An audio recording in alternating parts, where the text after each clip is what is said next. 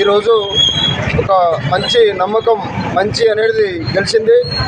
ఇలా మన జూబ్లీహిల్స్ ఓటర్స్ మంచి తీర్పిచ్చారు. ఏదైనా నమ్మకం కాంగ్రెస్ పార్టీ పైన ప్రజలకున్న నమ్మకం ఇలా చూపించారు.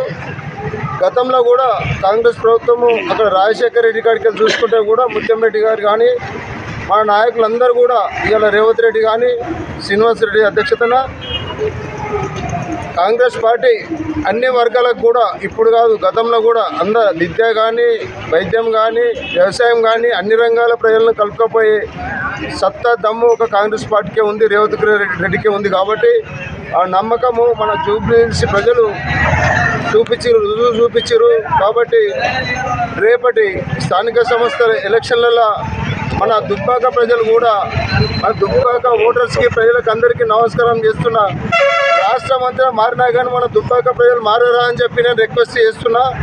రేపు వచ్చే స్థానిక సంస్థల్లో రాష్ట్రం అంతా ఎట్లుందో మనం కూడా గట్లే ఉండాలని నేను రిక్వెస్ట్ చేస్తున్నా. గతంలో దాదాపు 10 సంవత్సరాల నుంచి కూడా చూస్తున్నాం మనం.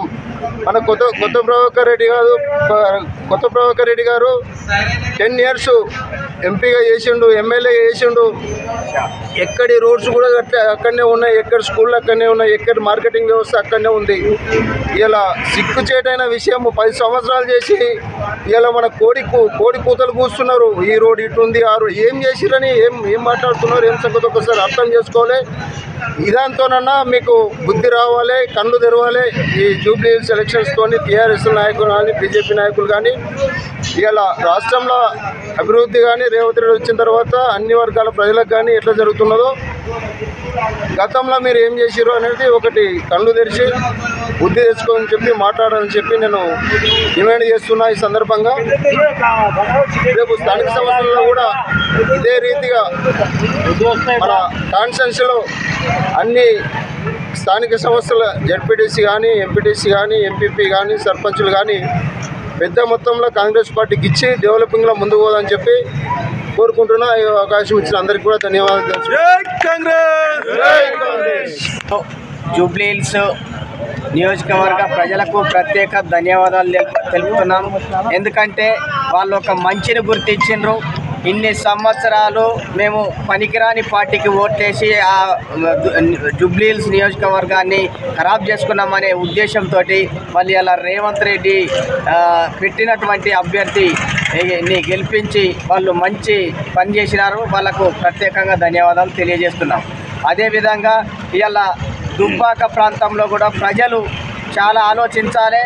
ఎందుకంటే మన నిధులన్నీ ఎత్తుకపోయి మన రోడ్లన్నీ నాశనం చేసి మనకు గోదాములు ఇవ్వకుండా ఎలాంటి అభివృద్ధి పనులు ఇవ్వకుండా మన డబ్బులన్నీ ఎత్తుకపోయి ఇక దొంగలు పెట్టుకున్న హరీష్ రావు, ఇటు గజ్వెల్ల కేసీఆర్, సిరిసిల్ల ఆ దొంగ మన నిధులన్నీ ఎత్తుకపోయి పెట్టుకున్న వాళ్ళకు మనము వాళ్ళ మాటలు విని ఓట్లేసి ఇప్పటికీ నష్టపోయినాం. ఓపారి వీడు గెలుస్తాడేమో అని బీజేపీని గెలిపిస్తే వాడు నాశనం చేసిండు, వీళ్ళే వస్తారేమో అని చెప్పి వీళ్ళకేస్తే వీళ్ళు నాశనం చేసిరు. చివరికి అధికారం ఒకడు జక్కడు బక్కడి టైపు గెలిచిన వాళ్ళు ఉన్నారు. వాడు నిధులు తేడు, వాడు ఇంటికి రాడు.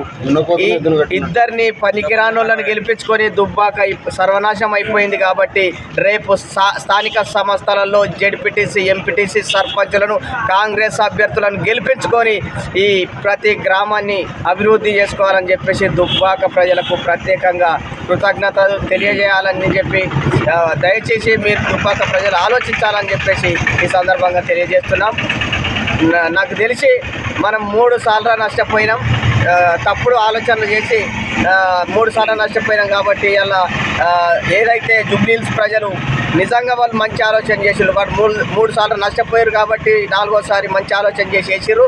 మీరు కూడా ఆ విధంగా ఆలోచన చేయండి అని చెప్పి ఈ దుబ్బాక ప్రజలకు కోరుతున్నాను, రిక్వెస్ట్ చేస్తున్నాం.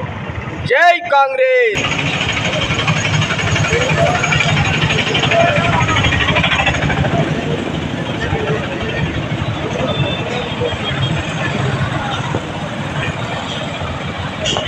జూబ్లీహిల్స్ నియోజకవర్గ ప్రజలకు ప్రత్యేక ధన్యవాదాలు తెలుపుతున్నాం. ఎందుకంటే గత 10 సంవత్సరాలు మీరు ఏం కోల్పోయారో ఈ 2-3 సంవత్సరాల కోరుకుంటారని, అలాగే అభివృద్ధి పథంలో జూబ్లీహిల్స్ నడిపిస్తాడని, ఒక బీసీ బిడ్డకు కాంగ్రెస్ పార్టీ రేవంత్ రెడ్డి గారు టికెట్ ఇచ్చి గెలిపించినందుకు జూబ్లీహిల్స్ ప్రజలకు అలాగే కాంగ్రెస్ పార్టీ అధిష్టానానికి ధన్యవాదాలు తెలుపుతున్నాం.